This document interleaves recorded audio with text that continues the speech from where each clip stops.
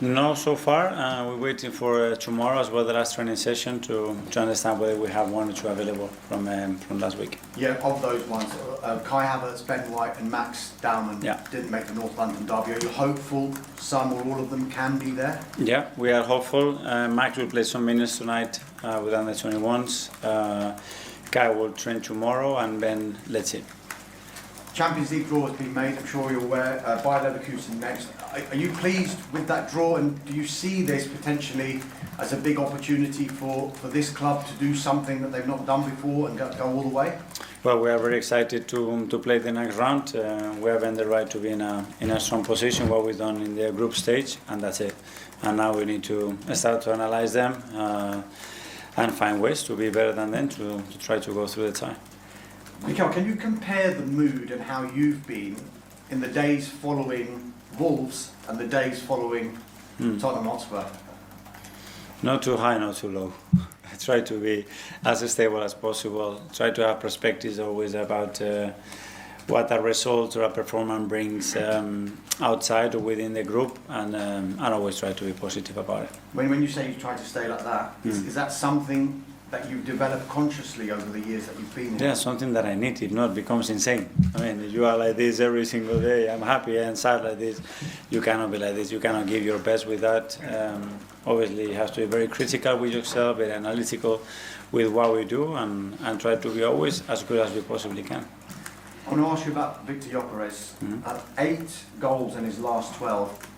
Previously, it was 1 in the previous 10. Can you give us an insight into what has brought about this turnaround and the conversations that you might have had with him? Well, I think one thing leads to another. You know, when you score the first one and the performances are good, you have more time with your teammates, you understand the games, the opponent, the league better, everything helps. We know his qualities. He's undoubtedly an incredible striker. We need to fit to his quality. We need to understand him better. He needs to understand the team, the league better, and I think we are in the right trajectory. You've consistently been asked about Victor Gyökeres and his form throughout this season and since he signed at Arsenal, and you backed him, you've never doubted him. Has he had any kind of self-doubt about how it's going for him and any confidence issue? I don't know. That's a question for him. Obviously, I know the demands that he put in himself, the expectations that he has to help the team. And I'm confident because I ask a lot of times our defenders when they have to train against our players, how do you feel when? Oh, it's a nightmare.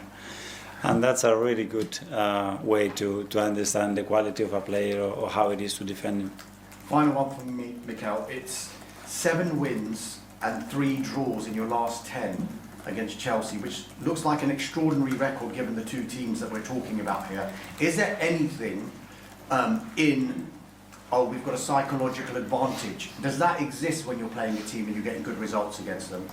No, I think what it is about the preparation, and the preparation gives you confidence and the right emotional state to get to the game with the belief and the conviction that you're going to win it, and after that you have to earn the right to do it. Thank you, good luck. Thank you. Sam, brilliant. Mikel, good to see you. Hi. You've got 7 games coming up in March. Does it feel like a month that could define Arsenal's season? I don't think much we will, but I think it will be very important for what is going to be happening in April and May, that's for sure, because there are competitions and knockout stages, and then you are in or you are out. Your side scored 19 goals in the past month or so. The record under you in this season is 113 goals. How pleased are you with Arsenal's attacking play at the moment? And can we now officially call Arsenal an exciting side to watch? Well, I think we have scored more goals in a single season than ever in the history of Arsenal Football Club. So you can put any name or any adjective that you want. It's up to you. And just finally from me, looking back on the Chelsea game earlier this month, what did you learn about them, and do you expect a different approach from them this time around? We don't know. I mean, they've done different things. They can change throughout the game. They have the players and they have a manager that is very comfortable doing that. So we are prepared. We're going to be prepared in the possible scenarios that we can face throughout the game, and then try to be better than them. Yes, Foxball. Hi Mikel, how are you? I am. A lot has been made this season about the fact that Arsenal finished second in the last 3 years. In terms of that, how much is that going to be a driving force for your team in the last 3 months of the season? Well, when you finish like this, you only want to be first. That's it, no? So imagine how the rest of the teams are. So that's the aim. Always get better. Always try to excel the possibilities of the team, whether it's individual or collectively, and that's what we are trying to do. Get to the last stage of the competitions, and in April and May, see what we are able to do. Reece is absolutely fine. Romeo Lavia is getting stronger and stronger. We had a mini practice match in the week where he looked really good in, which is great for him. Unfortunately, Este will be out for a little bit longer, and Jamie's progressing really, really well in terms of his rehab. Anything else to kind of update us on the team at the moment? No, Cuckoo is progressing really, really well, but he's not available for Sunday, but hopefully we get him back in as quickly as possible. Levi's doing really, really well with his long-term rehab, so at the moment Dario is back on the training pitch as well as Sugo, which is good, and hopefully we can get all of these players back and fit for the running of the season. PSG in the Champions League, they're the European champions, but this club obviously has a decent record against them recently as well in the Club World Cup. How do you react to that draw? So excited. PSG are a fantastic team. Obviously, I have experience of playing against them in France. They're a team that I've always admired. I think Lewis done an incredible job there. These are the games you live for. These are the games that you come into football for, and it's going to be a great tie between two fantastic teams. And I'm really, really looking forward to it, but we've got another 3 games before that I need to focus on. How's Wesley Fofana, and how have you been kind of dealing with that situation this week after you received that news after the game? Yeah, it was obviously a tough day for Wes. Firstly, obviously what happened in the game. Secondly, the fallout and racist abuse that he got online. Wes he's a tough guy. He's a good guy. But it's amazing. Speaker spoke about racism last week in the press conference, and it affects you in ways that it just shouldn't exist. It shouldn't exist, whether it's online, whether it's verbal, in person. It's just something that we have to try our very best to eradicate from life, let alone football. But Wes is absolutely fine. He's trained well this week. Chelsea did record a pre-tax loss of £355 million for the financial year 2024-2025. In terms of your job though, is it going to affect anything in terms of having to sell players? Have you spoken to the club above about how these losses potentially affect your job, what you do? Now, my job is to focus on the team, is to try and make the team and the squad as strong as possible to eventually win things. That's why I'm here. I will have those conversations with the ownership and the guys above me, but that's something that's not really at the forefront of my mind. I just want to make sure that on the pitch we're as successful as possible. Some interesting comments from Maheta Malonga yesterday from the PFA. He specifically mentioned Cole Palmer talking about player welfare. He said he'd been here in the summer and saw how tired the players were from the schedule that they sort of had to undertake, but especially Cole Palmer. Just wondered what you made of those comments, especially relating to Cole. No, obviously you want not just Cole. Cole's a magnificent player. You want every player in football to be at their very best, to be at the top of their health, to be able to give the fans what they want to see. They pay a lot of money to follow us, to watch us. But in terms of getting involved in that stuff, I think you speak about the Club World Cup, and it's been a difficult schedule for the players, but I don't think any of them regret that experience, which was an incredible experience for them and for the club. You want to find a balance. Do I have the answer to that? 100% not. So I understand it from both sides. Finally from me, there was some criticism after the previous Arsenal game in the Carabao Cup in terms of tactics. Does it almost suit you this time a bit better to actually use those tactics in this game? I just wondered what you how you go into this game approaching that. No, I think for large spells of the game, you're always disappointed to lose out to one of your London rivals in a semi-final of a cup competition. I think there were availability issues. Not an excuse, it's a fact in both games. The first leg, I was here for 4 days. So we have to look at it with the right context. There was a really, really good structure about us without the ball. With the ball, maybe we could have been more front-footed in terms of going out to win the game. There was a clear idea that the players carried out very well. We didn't get the result that we wanted, and we want that to change on Sunday. OK, let's get to the team who took a big step forward last week then. Arsenal were reeling after that draw at Wolves, but they blasted back with a 4-1 win over Spurs. So can they use that as inspiration for the final 10 games of the season? Umar Garav sat down with defender Ricardo Calafiori at the Arsenal Foundation Ball.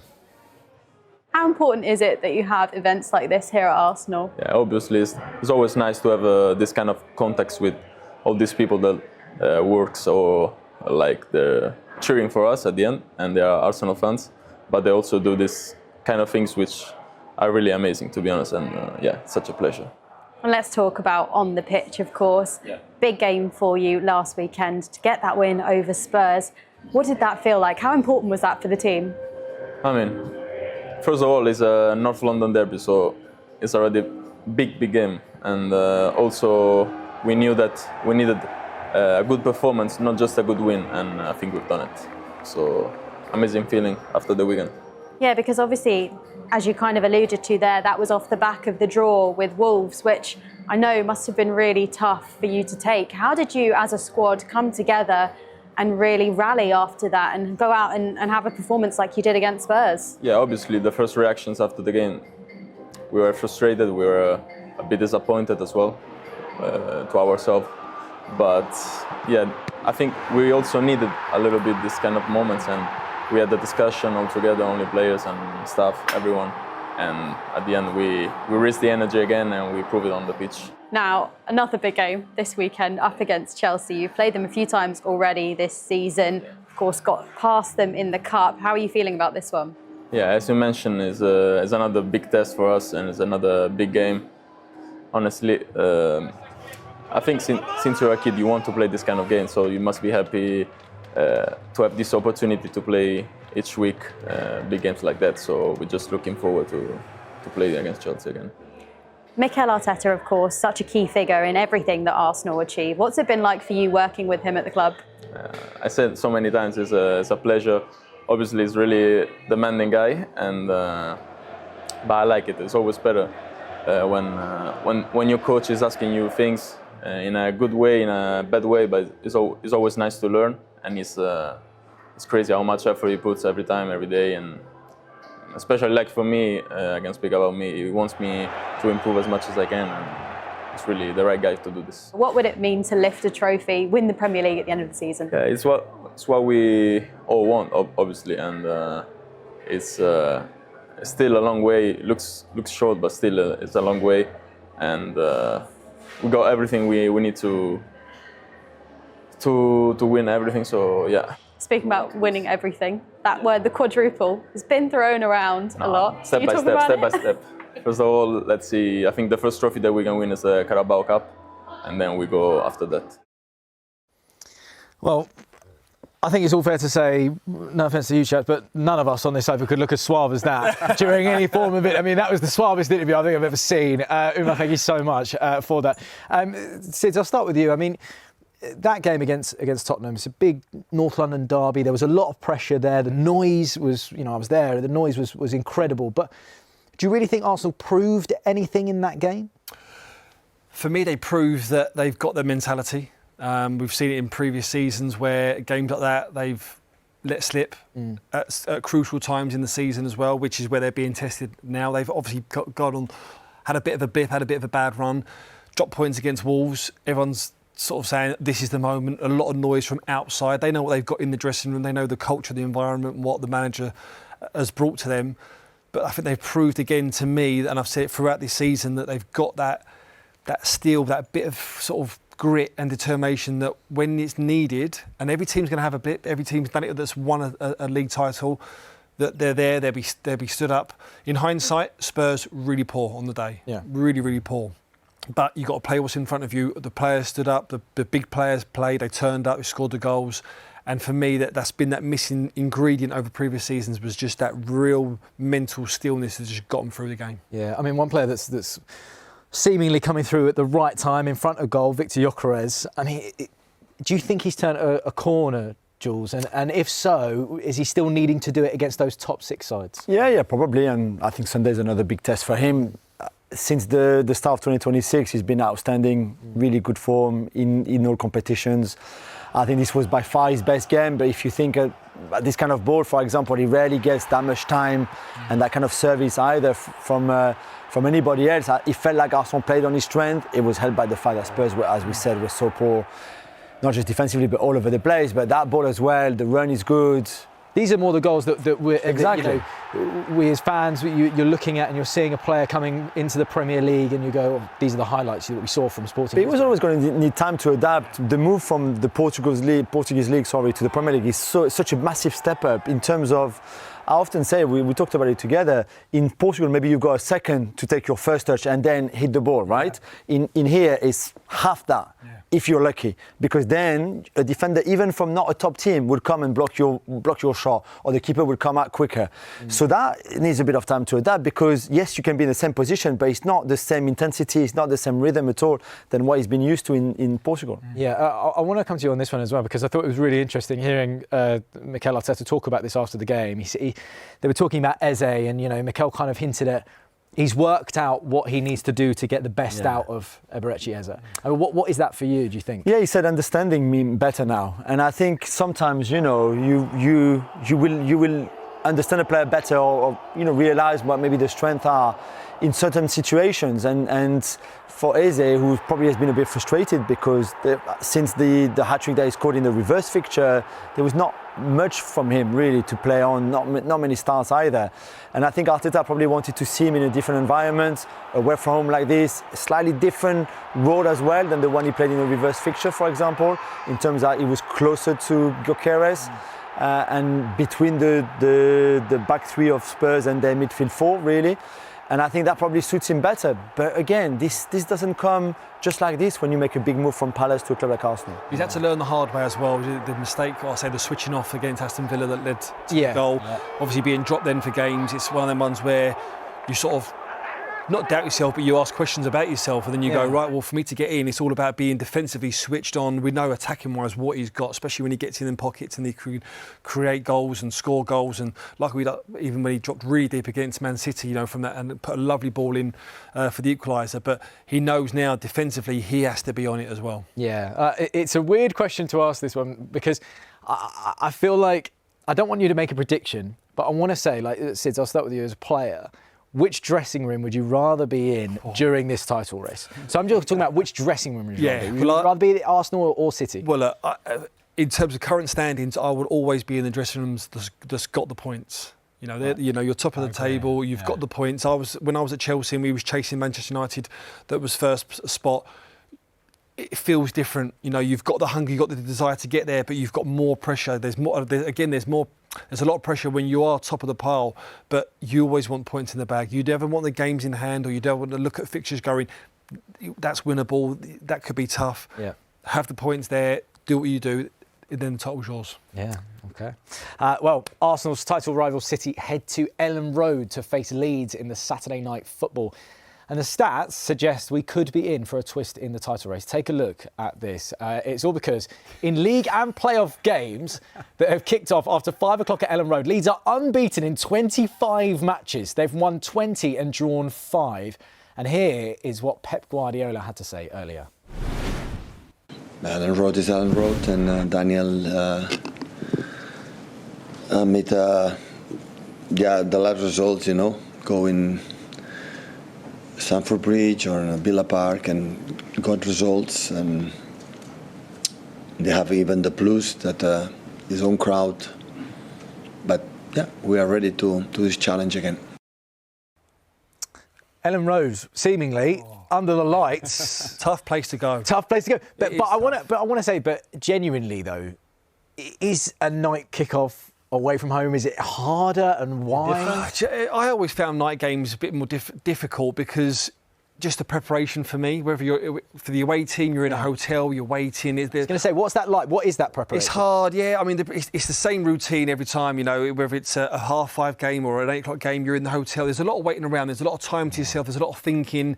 Whereas you just want to get up, you know, get into pre-match, get into the game, 3 o'clock kick-off, done. You know, so, but that stat there is just ridiculous. And Leeds away, I mean, when they get that ground going, the fans are absolutely superb. So, yeah, tough game. That's not an easy one. Leeds are in real good form as well. Yeah, I mean, the stats look like that, but let's look at City, you know, in themselves.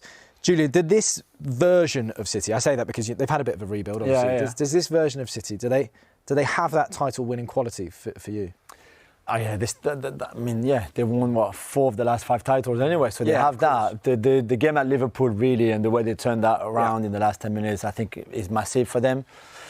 The fact that Pep is still not, I think, sure about what the best 11 is, because he keeps changing sometimes the formation, sometimes the player. We would talk about O'Reilly before, who's having a big role to play now, but was a left back for most of the season anyway. Yeah. So they're still clearly trying to find the right formula. They will have 2 massive games against Real Madrid in the Champions League coming up too, which I think will play a bit. They have a big FA Cup game away at Newcastle the weekend before the Champions League comes back too. So there's a lot of things to consider, I think, for Guardiola and City. But yeah, of course, they've been there before, they've done it before, and I think they will have that confidence, but I think they also know that it won't be just that easy. Yeah, I mean, you mentioned Nico O'Reilly there, playing as a 10 now. Like, this is why you know, sometimes we love Pep Guardiola, and why I think he's one of the greatest of all times. He's not just a great manager, he's a fantastic coach and getting the best out of his players.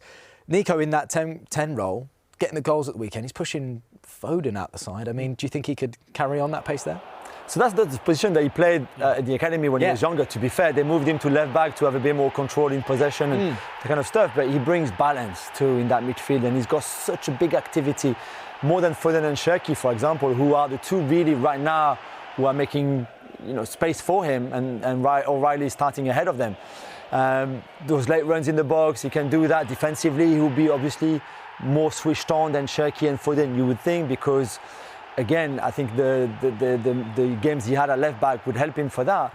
I've been really amazed. I don't know what you think from his development this season. Oh, unreal. And as well, versatility that he's got. Pep knowing now that if he's playing as a number 10 and starts, there's injuries at the back, and he can use him to adapt and bring, as you say, a Foden on, and just, you know, it's just a great tool to have. But the second goal there, as soon as the ball gets played wide to Haaland, he's off. He's in the box. He knows the timings of the runs. Really, really pleased to see him developing the way he's going. Thomas Tuchel going, another number 10. Do you know what I mean? But I think looking at the title race and how it's going, there's a few people that subscribe to a way of thinking that's it all comes down to the Carabao Cup final. Everyone seems to be going, you know, whoever wins that game, that's going to be how it's decided. Are you that way inclined? Do you know what, when I was at Chelsea, very early on in the season, Jose Mourinho used to say, we get to the Carabao Cup final, that then gives us the springboard for the back end of the season. So it's seen as, to the top managers, they really see that as a real kick on to then go, we go again. Not that if we lose this, you know, we use that as fuel to then go. It really is a case of, we've won silverware, put it to bed, now we go for the next one. Yeah. So, yeah, I think the league game is obviously is huge. Yeah. I don't think we're going to get anything from, you know, who's going to win the league out of that cup final. But in terms of mentality and just seeing it and visualising it to go, if we win this, it just gives us that stride of confidence. A weird way of thinking, you know, maybe this is me as an Arsenal fan thinking about this. If you give away too much in that Carabao Cup final, does that hinder you in the league game? Do you know what I mean? Surely not. No. There'd be a month teams know so much now about the stats, the analysis, every department. They know everything already. Everybody knows everything about the club. I'll hold on to that one. Well, you can see if City can close. Starting right now. Dave, has it already started? Dave Reed's in the studio with us? It has, and we have our first blockbuster tie because Manchester City have been drawn against Real Madrid. These two sides have a significant history. I think Manchester City went to the Bernabeu and won earlier in the campaign, so they're going to meet again. Who could they have had, Man City? They could have had Bodo Glimt. And instead they've got Real Madrid? Instead they've got Real Madrid, yeah. Charlie, if you're a Man City player, what are you thinking now when you could have had Bodo Glimt? Yeah, typical, but it's the luck of the draw. But that's a tough place to go also, Bodo Glimt. Let's not look at it any different way. That's a tough place to go. But this is what the Champions League format is about now, and that's why it's changed. And this is now come to the exciting times. You're just drawing more out now, Dave. Where are we up to now? So it's now going to be Paris Saint-Germain versus Chelsea. Oh, which means PSG obviously lost to Bayern Munich and Sporting in the league phase. Drew with Sporting and drew with Newcastle in the league phase, but managed to get through thanks to that playoff victory over Monaco. Bit of a classic, that one. So it means PSG Chelsea in the last 6. So it means we know that Newcastle will have Barcelona. Correct. On the Chelsea point of view, Charlie, would you have preferred Newcastle or? I'm going to say yes. PSG? Yeah, I'd say more Newcastle, but I think Newcastle would have preferred to play against Chelsea instead of playing against Barcelona. So far, it looks like those 3 English clubs we've talked about are all unhappy with the draw so far. Yeah. Man City could have had Bodo Glimt, but they've got Real Madrid. But I think Chelsea... the excitement of it, Tommy, you'd want Newcastle and Chelsea to play against each other for that all-English tie, the excitement of it. We know what it brings. So, but look, they're going to be tough ties, aren't they? And Barcelona have played Newcastle already. Right, I've just seen Liverpool's name come out. Dave, who have they got? Yeah, so Liverpool are now going to be playing Galatasaray. So Galatasaray, who actually beat Liverpool and Bodo Glimt in the league phase and beat Juventus in a fantastic playoff tie in the week. So those sides meet again. Liverpool will have that second leg at home. Am I right in thinking that they would have had Atletico Madrid, though? Correct. And now Spurs will play Atletico Madrid. Right, OK. Just on that, does that affect Conor Gallagher? Is that that was a permanent sign? Permanent, so he's fine. And then we've got you could have an English tie in the quarters with Liverpool and Chelsea. So Atletico Madrid or Galatasaray. Liverpool have got Galatasaray. Tottenham have got Atletico Madrid. Who's the winner there? As in, who will be happy with the draw? Well, going off the competitions that we've seen, both the performances in the Champions League, both clubs will be pleased. They'd want to go to Galatasaray and play there, but that's a tough place, obviously, to go. Same with going against Atletico Madrid. But both clubs, I think, wouldn't have been disappointed in either clubs they got given. Right, OK, so Galatasaray against Liverpool, Real Madrid, Manchester City in there as well. And Arsenal have just come out, Dave? Yeah, well, they're just about to be drawn now. So Arsenal are going to be playing Bayer Leverkusen in the last 16. They lost 7-2 at home to PSG, but did beat Manchester City in the league phase. So Arsenal will play Leverkusen, and that means the second leg will be at the Emirates. So Arsenal will play Leverkusen in the last 16, and it also means now that Arsenal will play either Bodo Glimt or Sporting Lisbon in the quarter-finals. For a place in the semi-final, they will need to overcome Leverkusen or Bodo Glimt and Sporting Lisbon. But also on that, we could talk about. But also this side of the draw, there's Tottenham, Atletico Madrid, Barcelona, and Newcastle. Arsenal, I know they are the favourites, but they are the standout club this side of the draw. So we talk about going to the semi-final. They have got a massive chance of getting to Budapest. Yeah. They really have. Do you want to recap the last 16, Dave? Yeah, so let's just recap it top to bottom then. So Paris Saint-Germain will face Chelsea. Galatasaray will face Liverpool. Real Madrid take on Manchester City again. It's Atalanta against Bayern Munich. Newcastle face Barcelona, as they did in the league phase. Atletico Madrid take on Igor Tudor's Tottenham Hotspur. Bodo Glimt face Sporting Lisbon. And Leverkusen face Arsenal. And if you're looking further ahead let's go through it. So there's a possibility that Newcastle and Spurs then might face each other in a quarter-final of the Champions League. If Spurs overcome Atletico, Newcastle beat Barcelona over 2 legs. We mentioned Arsenal's route to the semi-final before. And then Manchester City, if they manage to overcome Real Madrid over 2 legs, will face either Bayern Munich or Atalanta. And Chelsea, if they get through against Paris Saint-Germain, could well face Liverpool in a potential Champions League quarter-final.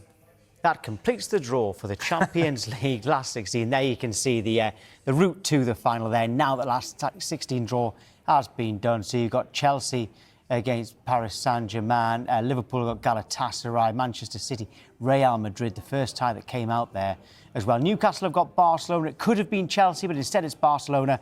Tottenham against Atletico Madrid. And for Arsenal, it is Bayer Leverkusen. So would you say there, with that route to the final that Dave just said, Charlie, would you say that Arsenal are probably the real winners out of this? On paper, I know. On paper, yeah, you have to look at it and go, they've got the the best side of the draw and that kind of segment of it.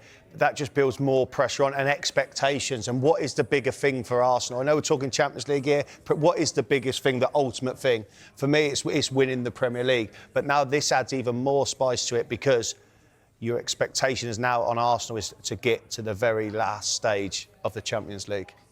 Just looking at the draw here, is there anyone who you'll feel particularly hard done by? I know it's a draw, but I can't help but think that Manchester City, having had the choice of, not the choice, but either Real Madrid or Bodo Glimt, and they've ended up with Real Madrid. That's the biggest discrepancy, isn't there? It's the bottom four clubs on that kind of second segment. So Real Madrid, Man City, Atalanta, Bayern Munich. Yeah. Like that's the tough bit. You wouldn't really want to be a part of that. So you are going to say Man City have got one of the toughest bits. And Real Madrid are going to be saying the same, and so are Bayern Munich. So for me, that is the toughest part of it. And Dave, am I right in thinking that Arsenal and Man City are now on opposite side of the draw? Yes, that's correct. So the earliest they can meet is the final in Budapest. So the top two in the Premier League going for it in the Carabao Cup final, the Premier League. But there's a long way to go before we get to, I think it's the 30th of May in Budapest for that final. So in terms of an all-English quarter-final, there is actually a chance of two, isn't there? Like you said there, Newcastle could face Tottenham and Chelsea could face Liverpool. Correct, yeah. That's right, OK. Yeah, I'm just... That Real Madrid-Manchester City game really stands out there. So, Charlie, having seen that now, who did you say was... You said an English club would win the Champions League. Yeah. Did you say which at the start of the show? No, I said I expected... the expectation of an English club going to win the Champions League, but now for me, looking at how they are spread out, and the standout route is Arsenal to get into that fight. It feels like we're going to have one in the final. The other thing to say is, Liverpool have obviously not had the best of seasons in the Premier League, and I know they didn't do very well against Galatasaray in the league phase, but if they can get through that tie, anything can happen against Chelsea. Paris Saint-Germain haven't hit their stride as they did last year. There's a chance that this season for Liverpool could be a special one. It's going to be an interest. It is going to be interesting. That is the thing with Liverpool. This could be special. You don't know what Paris Saint-Germain are not anywhere near what they was last year. The heights of what they was phenomenal. They generally aren't. Play Liverpool. Liverpool could be one of them teams that have a late run at it that nobody expects. They're tough in the Champions League stage. In Europe, they are brilliant. But Arsenal, for me, is just, if they go on and win it, it's one thing, but that's the standout route. They're the winners of that draw. Is it a failure for Arsenal if they don't make the final? Looking at that draw, on that side of it, I would say yes. I would say, and we put more pressure on Arsenal, Just if you've got that squad and that team and the direction of the football club you're wanting to go in, I'm saying yes, it is.